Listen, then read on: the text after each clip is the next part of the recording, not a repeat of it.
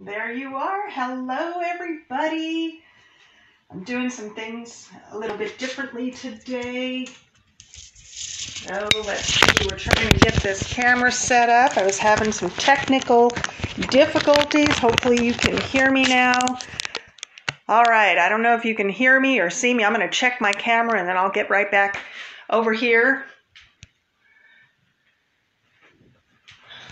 All right. I think we are live. Welcome. We are back for another Bible story reading. If you're joining us for the first time, here's what we do here. We go through different stories of the Bible for people who don't know what the Bible says. Maybe you have never read the stories for yourself. It could be that somebody has told you what the stories are about, or maybe you've only heard bits and pieces of them, but you've never had the chance to really know the stories for yourself in their entirety. So we go through these for people just like you or people who have just plain out forgotten the stories themselves.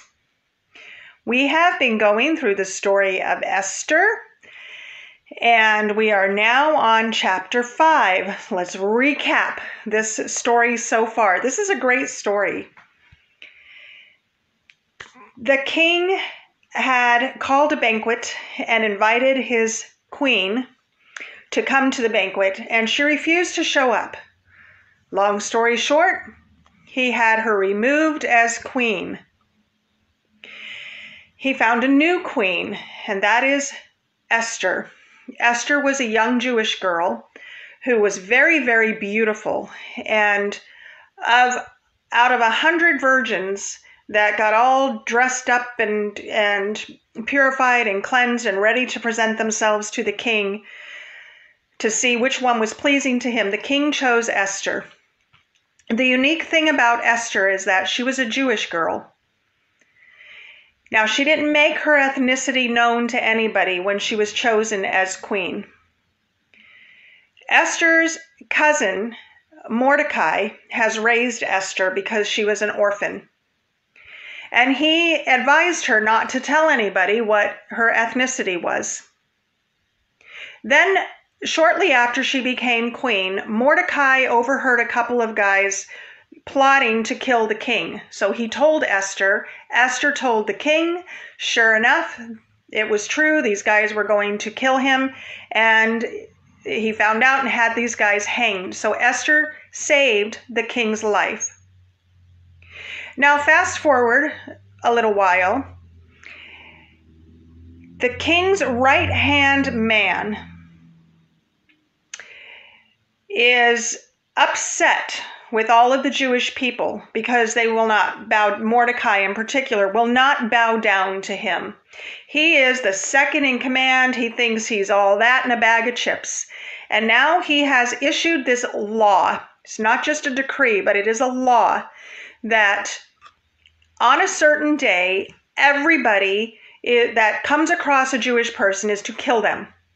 Whether it be a woman, a child, it doesn't matter. Kill them all.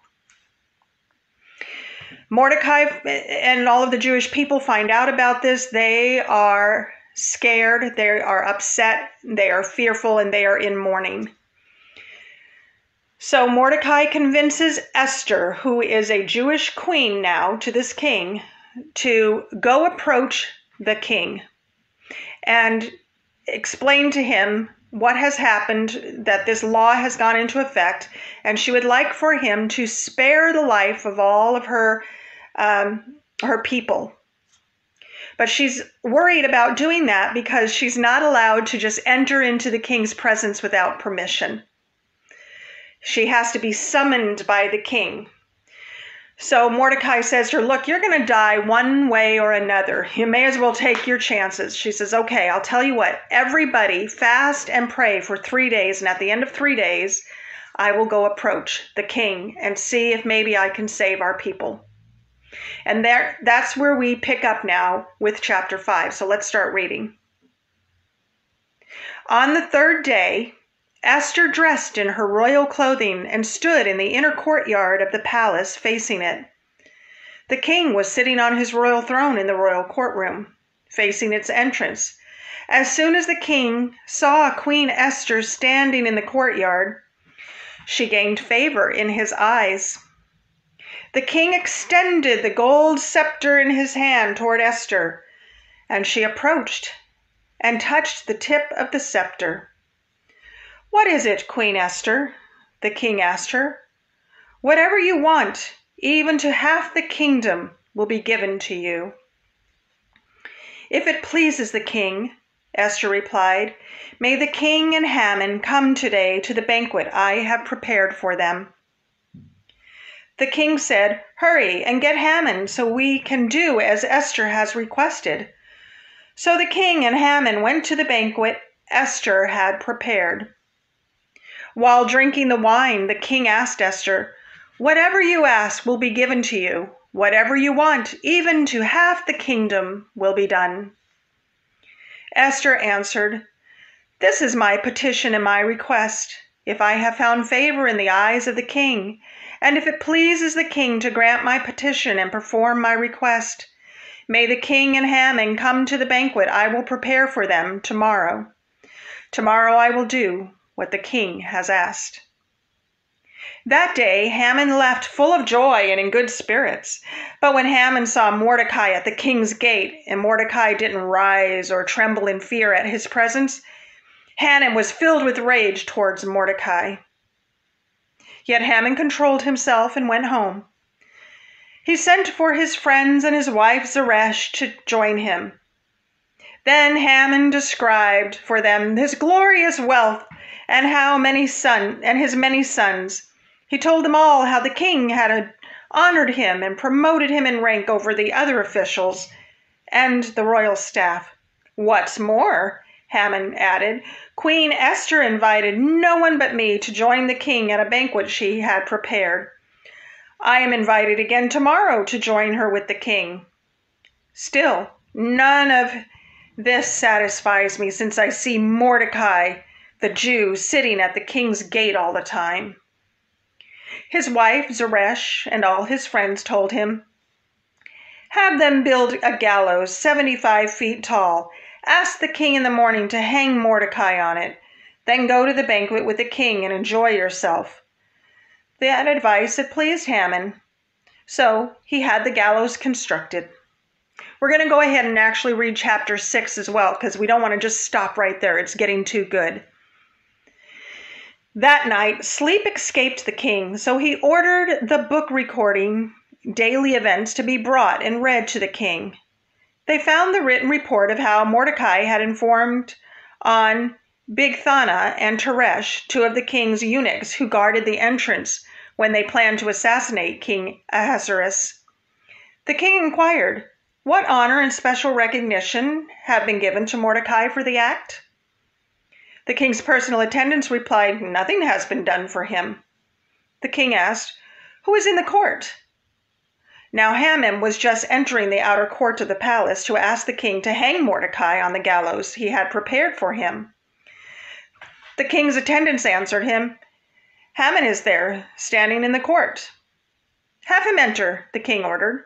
Haman entered, and the king asked him, "What should be done for the man the king wants to honor?" Haman thought to himself, "Who is it the king would want to honor more than me?"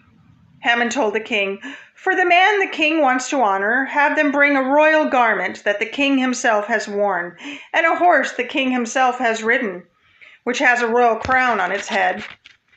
Put the garment and the horse under the charge of one of the king's most noble officials. Have them clothe the man the king wants to honor, parade him on the horse through the city, and proclaim before him, 'This is what is done for the man the king wants to honor.'"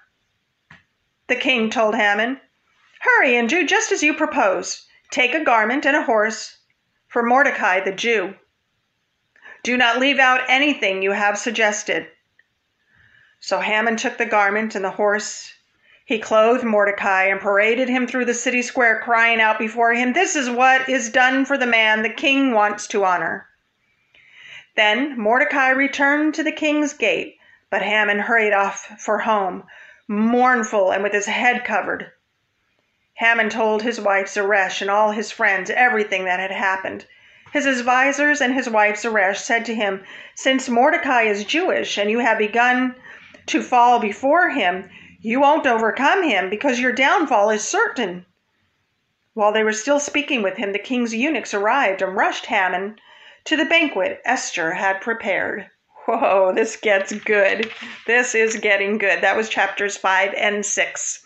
We read both of them. All right, there are 3 ways that we look at these stories when we read them. 1, what does it say?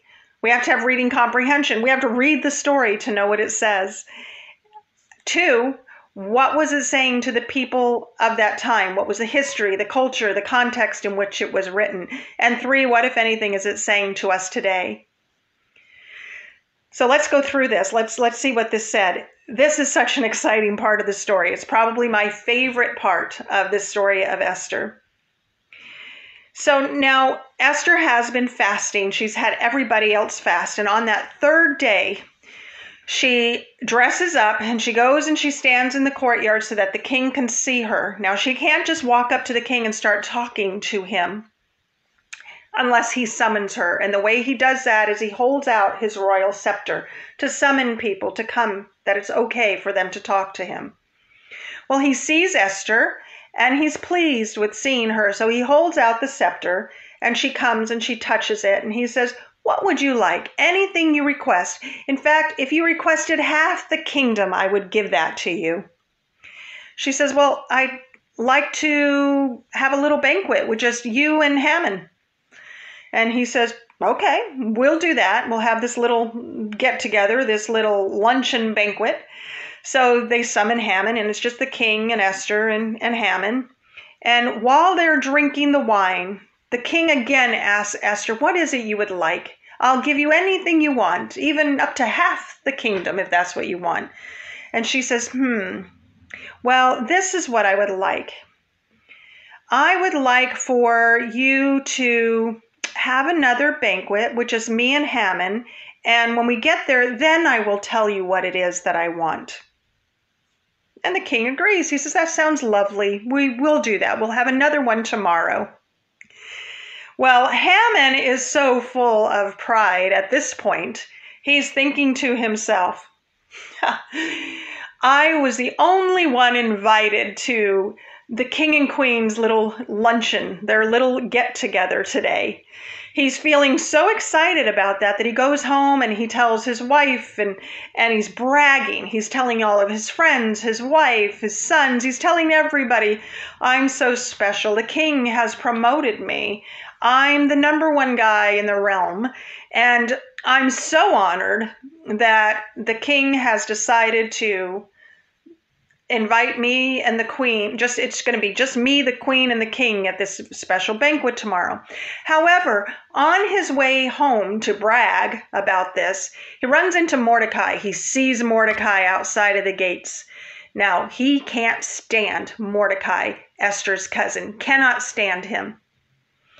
And he's filled with rage against Mordecai. And he tells these people that he's bragging to, "I saw that Mordecai guy sitting outside." And they said, "You know what you ought to do?" His wife says, "You should order some gallows to be set up and have him hanged in front of everybody tomorrow." Haman says, "I like that idea. That's exactly what I'm going to do." So he probably went to sleep feeling pretty special about himself. And meanwhile, the king is trying to sleep in the palace and he's having a hard time sleeping. So he orders the book of the daily recordings to be read to him. I think that was probably one of the most boring readings he could think of. If you're having a hard time falling asleep, maybe you would want to read the dictionary.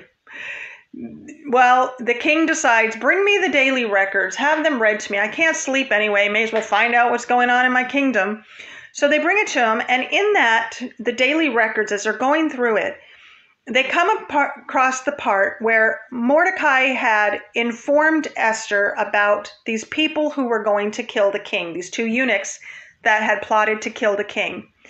And he says, the the next morning he calls his servants and he says, did we ever do anything for that one guy that basically saved my life, that ratted those murderers out? And they said, no, we didn't. We never honored him. We never did anything. And he says, well, I wonder what I should do. And he hears something going on. He says, who's out there? And they said, oh, it's Haman. He said, well, have him come in here.